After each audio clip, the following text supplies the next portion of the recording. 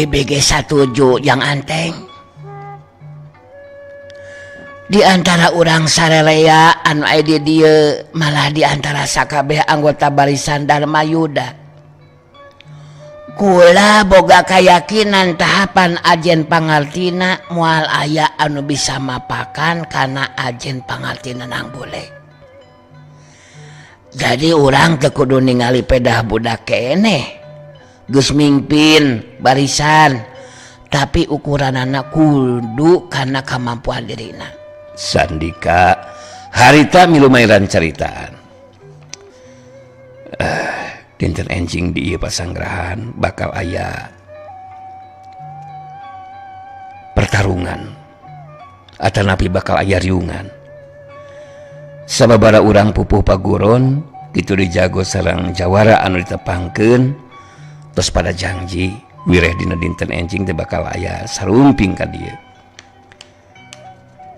Pikeun ngabahas ngadegna barisan Dharma Yuda.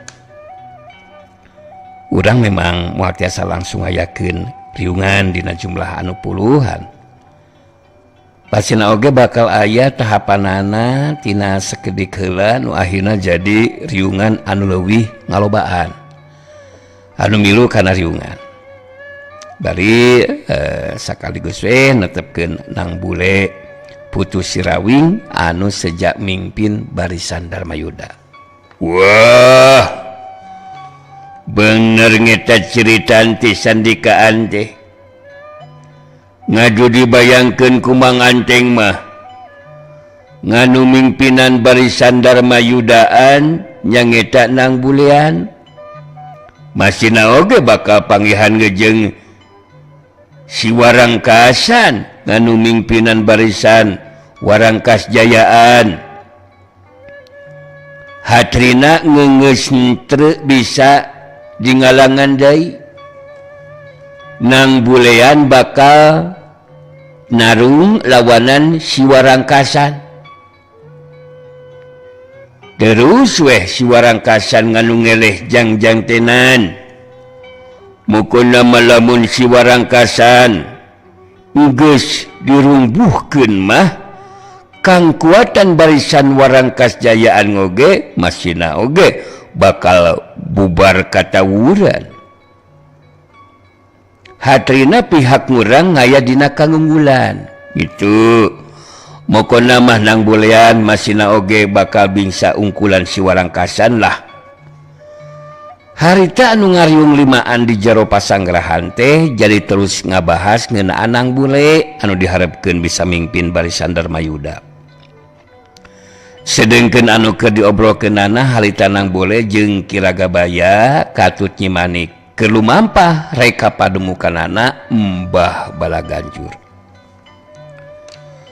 Lampah nu disorang teh da puguh jauh. Harita waktu ngaliwat ke tempat anu sepi jauh ka Pilemuran, Kiragabaya ngajakan ngaleureukkeun heula kacape ka Nang Bule jeung Nyai Manik. Tiluanana harita ngaleureukkeun kacape di lebah tempat anu diuh-iuh. Harita tiluan ngarimuhan dihanapeun tatangkalan. Harita Kiragabaya anu keur cumarita. Lampah nu bakal disorang teh memang jauh keneh ieu teh Nang. Tapi kula percaya Nang Bule moal tepikeun ka ngarasa capek. Aya paribasa jauh hamo burung cunduk, anggang hamo burung datang. Geus kabayang ku deuri kula. Mbah Balaganjur lanceuk kula pasti bakal ngarasa suka hatena. Sabab tepung jeung Nang Bule putus Sirawi. Bener teu Manik? Jelas bakal ngerasa suka hati atuh Ki Guru. Kangaranan bisa pangijeng cuna anu jadi sobat kawan tuh kaya Nang Bule lain budak samarangan. Sasat mibanda ilmu silat anu bisa disebutkeun ilmu silat tingkat tinggi. Mandi ke wajar mun diburuhan ku Mbah Balaganjur. Sabab geus datang babarengan jeung Nang Bule. Nang Bule dina karakterna Eyang Buana Putih harita nyarita dina sikepna anu tenang. Nya Manik palai di buruhan makan we engke abdi bakal nyarios ka Mbah Balaganjur. Mohon dah memang laras abdi upami sanes diajakan ku Kiragabaya sareng Cemanik mah cacantang terus kerja diajakan ku anu sanes mah kitu ki. Da lebah dinya diri kula suka jeung sukumaha teh tenang. Sabab ujang kasep nang bule percaya karena caritaan kula. Aduh, meniasa redang jeung karenang kieu ya kula mah, nang. Sigana kudu nyelang mani heula di balungan ieu mah yeuh. Niasa riged gana awak teh. Heuh ngarasa seger jeung teu kareunang ku kesang we kitu. Kula rek nyelang heula mani di balungan yeuh. Sok ngobrol heula we jeung Manik nang. Mohon mangga Ki. Mungka dewe ulah teras kajongjonan Ki. Margi apana nampak urang teh masih kene tebih ka tempat nu dituju teh. Atuh bugue kula mah terus. Nganon teh ngahuleng. Bari naon derek naon lila teuing mani di balungan. Kula ini teu yeuh. Kiragabaya cengkat nangtung. Terus init dalih narek mani heula di walungan. Samemeh mani di walungan harita sangistan cukup jarak ka tempat nu dipake leureuh. Kiragabaya neangan tempat anu nyingkur. Saterusna diuk sila terus nyidakepkeun sapasang leungeunna bari meureumkeun panonna. Harita Kiragabaya musirkeun kakuatan batina. Harita Kiragabaya ngalakukeun kontak batin ka Mbah Balaganjur anu dilanceukna. Da puguh geus dibere cara jeung mantrana ku Mbah Balaganjur dina mangsana ngalakukeun kontak batin. Harita Kiragabaya teu kudu lila nungguan bisa ngadenge sorna Mbah Balaganjur. Anu ngan saukur kadenge ku Kiragabaya wungkul.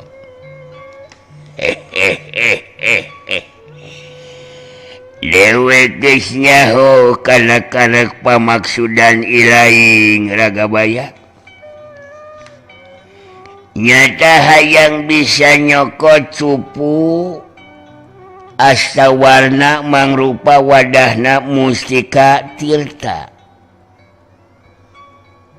Cupu teh napa pageuh kana dadana sinang bole nu bolah genja.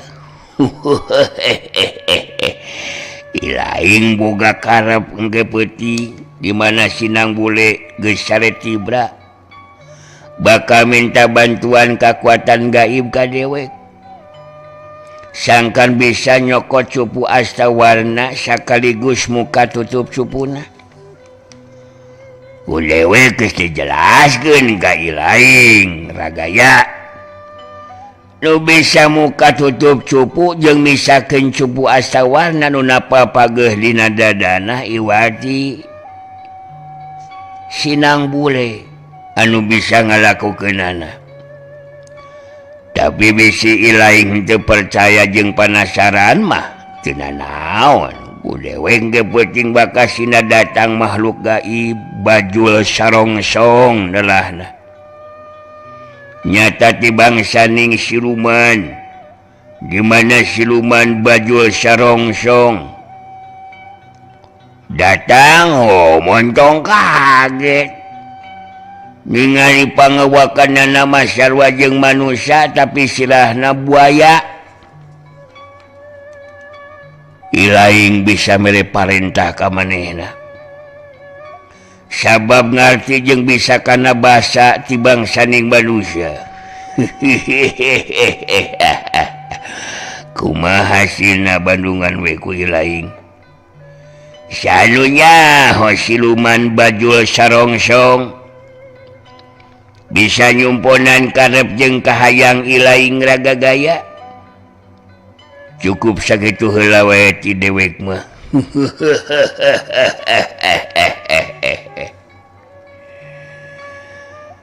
Mbah Balaganjur geus teu ngadenge deui atawa sorana geus teu kadenge deui Kiraga Bayat sengkat nangtung terus muru kawalungan rek ngadon mandi heula sakedeung sedengkeun Nang Bule jeung Nyi Manik sabot Kiraga Baya init mandi di walungan harita duanana pada ngalobrol Nyi Manik anu harita keur cumarita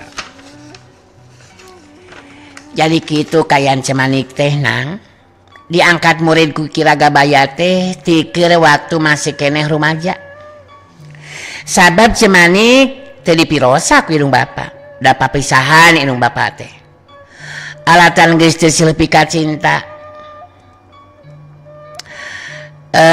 anu ngurus Cemanik mah nyeta Kiraga Baya gitu Nang oh janten Kiraga Baya mah teu mung saukur murid ka Cemanik teh atunya terus dianggap putra panginten ku Kiraga Baya mah oge cenah memang bener kitu Nang anu matang moal naon teh jalir terus oge henteu saukur guru ka Kiraga Baya teh Nang tapi asalkan nu jadi bapa we anu matak geulit ka mana wae Kiraga Baya henteu boleh milu cek Manik mah ya itu-hitung bari neangan pangalaman kitu Nang memang tos sakedahna cek milari pangalaman mah dari pengalaman mah memang kedah di naon teh dilakonan apana ayeuna Cemanik tiasa tepang sareng abdi sanes nya bener kitu Nang malah ke Cemanik kitu deui Kiraga Baya nu leuwih pangalaman kawilang kaget oge ningali tahapan ilmu silat tingkat tinggi anu kacangking ku Nang Bule Kiraga Baya nyarita ka Cemanik sailama kalangan di dunia kajawaraan kakarayeuna manggihan budak lalaki pantaran Nang Bule boga kamapan ilmu silat anu hebat kedah muji sapertos kitu ka diri abdi Cemanik dari abdi mah teu ngalaos hebat mung hasil abdi dipeuseuh ku tilu urang guru di alas Dangyang Purba teh abdi janten gaduh kemampuan diri sakumaha nu kabandungan ku Cemanik dina kayaan keur kitu datang Kiraga Baya anu bukna kulimis beungeutna semua anu baseuh Kiraga Baya diuk di tempat anu tadi bari tos carita da ayeuna mah teu hareudang jeung karenang teuing ku kesang teh Nang rada seger deui hari geus mandi heula mah caina ngaguledak bersih jeung tiis karasana teh aduh ya sakedeung deui mah urang luruskeun lampah we Nang ningali kana kayaan waktu mah kula boga ijiran urang teu bakal kapeutingan di jalan sigana mah Nang jadi mun kapeutingan di jalan di lebah tempat nu jauh ka lemur ya kapaksa urang mah kudu meuting di alas bebas Nang kumaha cenah naon mun urang meuting di alam bebas Nang nya teh sawios atuh Ki abdi ge kantos ngalaman meuting di alam bebas mah urang teh heueuh nu penting mah peureum we gitulah da upami kedah milarian heula pilemuran mah janten ngaganggu upami urang diri ngaradap di bumina salah saurang warga pilemuran kitu ari sangem abdi maki oh nya syukur we ari boga pamikiran saperti kitu manang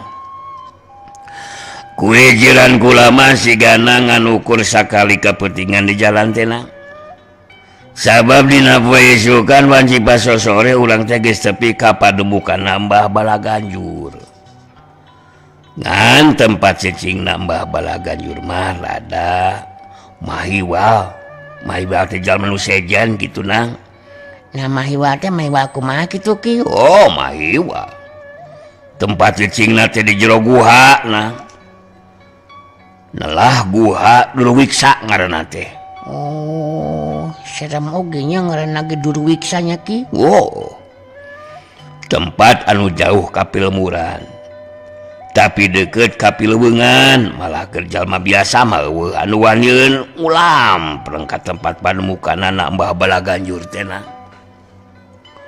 puguh gitu ari kerja mah urang lembur mah boga anggapan tempat padomukan Mbah Balaganjur teh kawilang sangat cenah gitu. Puguh gitu ari kerja mah anu borangan mana nyimanik milu mairan caritaan. Tos teu aneh kenang bule mah tempat nu deukeut ka Pileubeungan mah ki gurunya dati keur masih keneh orok oge nang bule mah sasat digedekeun di alas Dangyang Purwa anu tempatna mencil jauh ka Pilmuran sarta deukeut ka Pileubeungan kitu nangnya. Oh dadas kitu ki ce. Abdi ge kantos sababaraha kali diajakan ku anu janten guru ngasruk ka jero leuweung. Pendak salang satu-satu leuweung anu garalak. Tapi da tara ganggu. Da abdi sareng anu janten guru ge tara ngaganggu ka sato galak nu aya di jero leuweung. Jadi masing-masing we kitu. Nya halus we atuh ari kitu manang. Jadi mun engke ku Mbah Balaganjur dicanet heula tong waka ini teh geus moal ngawag. Cicing di jero guha nu tempatna deukeut ka Pileubeungan. Sigana geus cukup urang leureuh teh yeun nang ya. Urang nuliskeun di lampah we beh gancang tepi ka nu tuju nang.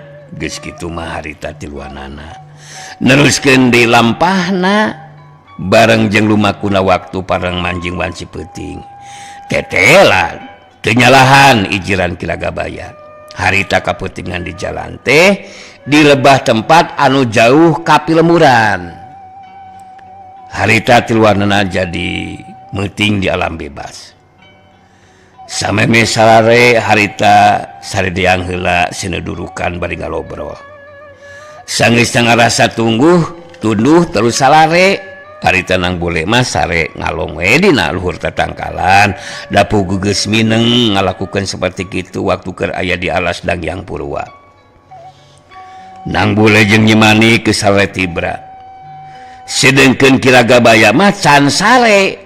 Harita ngoneal hudang lalaunan bari ngomong dina jero hatena.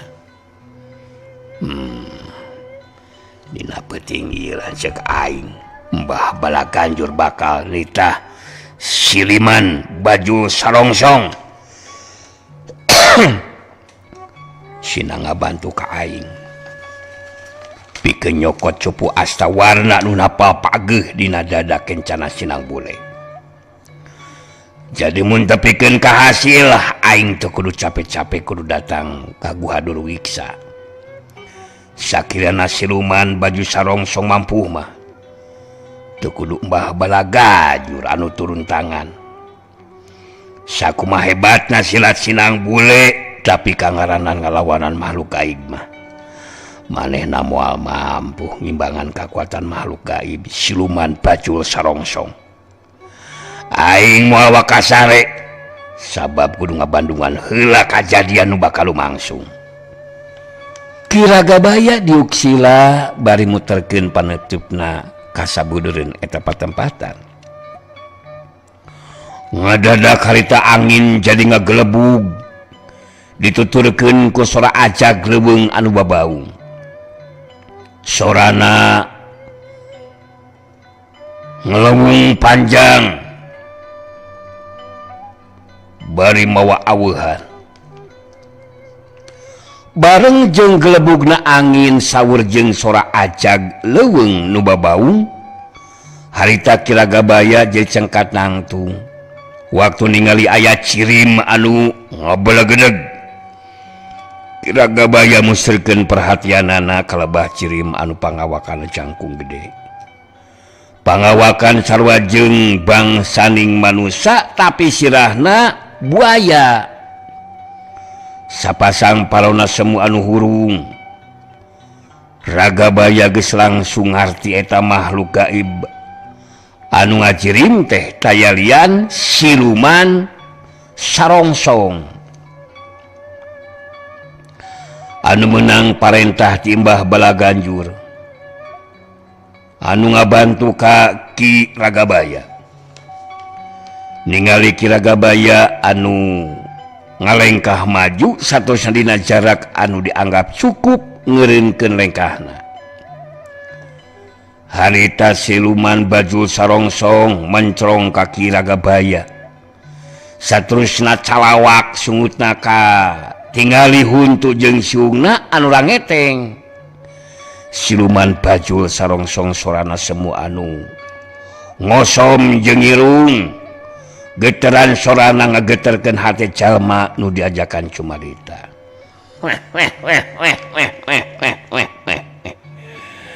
Ngawala ngayang mau nganjilim gani ha. Yan digalung ala Ragabayanya. Alina Mbah tukang bajigur, tukang bajigur, Mbah Balaganyur. Ngawala menang balantah ni Mbah Balaganyur. Ngunung ngabanu ga andik nga ni bangsaning manusia. Nyoma ay nak nyelasngin ngunung ngabantu neon kaula Ragabaya. Hasyok nyaritaan ni ka Ragabaya. Ki Ragabaya ngarti siluman baju sarongsong teh makhluk gaib anu geus jadi patalukanana Mbah Balaganjur. Diparentahkeun pikeun ngabantu ka Ki Ragabaya. Harita Ki Ragabaya terus nyarita ditujukeun ka siluman baju sarongsong. Bagya baju sarongsong. Memang bener kaula adina Mbah Balaganjur anu kudu dibantu ku Andika dina waktu ayeuna. Kangaranan Andika datang jalam gaib anu mibana kakuatan gaib. Tangtu tindakan bakal dilakukan ku Andika bakal mampu ngungkulan kekuatan bangsa ding manusia. Anu kudu dijadikeun sasaran tindakan Andika baju sarongsong.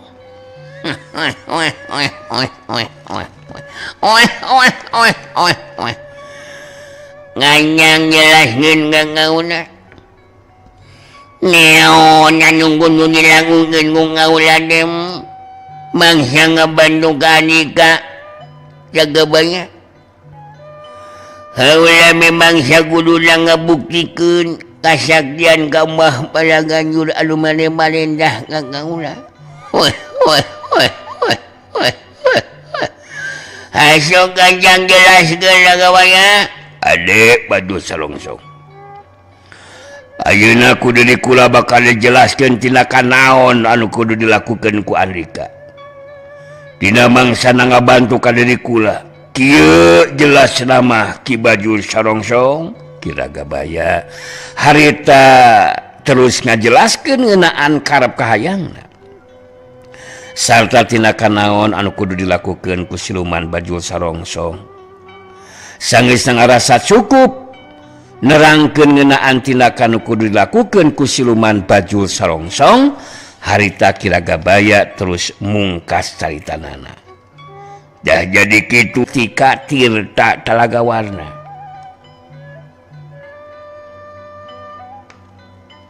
Sok tah kitu tugasinya Baju Sarongsong. Andika sigana bakal mampu ngawujudkeun karep jeung kahayang diri kula.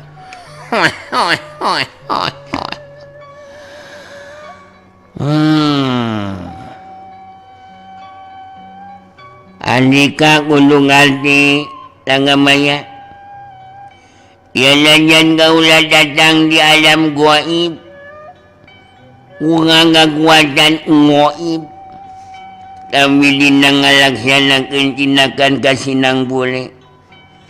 Kaula sigala moal mambu nyokot cupu asnawana nu napalpageus dina dada kencana. Lilupama anu ngahiji jeung kulit dagingna.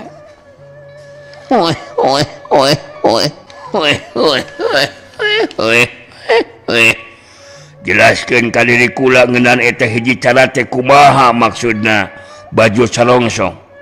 Kula jadi penasaran.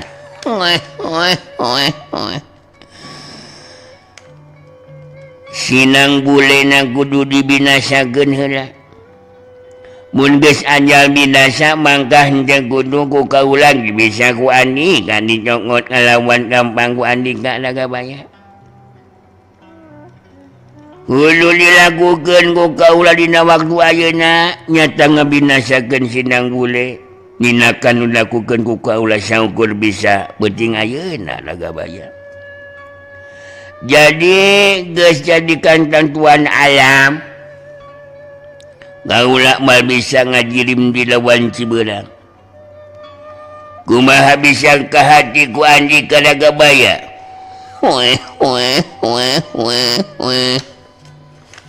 Ulang ngarti kana caitan Andika baju serongsong. Terus terang ku deui kula geus kungsi dicoba pikeun ngabinasakeun sinang bule. Tapi kakuatan jeung kamampuan dirina leuwih punjul ti diri kula. Malah diri kula nu kasoran eleh jajaten. Andika memang lain talingana hinang bule Nagabaya. Aya kekuatan anu malengan dina hinang bule. Kekuatan anu hebat. Tapi ulah maka itoba ikan eta kekuatan. Ngalah hinang bule tencuriga ka kaula ibang saling makhluk gaib. Kaula bakal ngajerim jadi jawara wanita anu jangkung gede. Tur geulis rupa sarta ngagunakeun senjata keris dina leungeun kenca jeung gobang dia leungeun katuhu. Gojada ngagunakeun eta dua senjata mangka bakal kasedot kakuatan talagana sinang bule. Dina mangsana engke tarung manehna bakal gancang capek.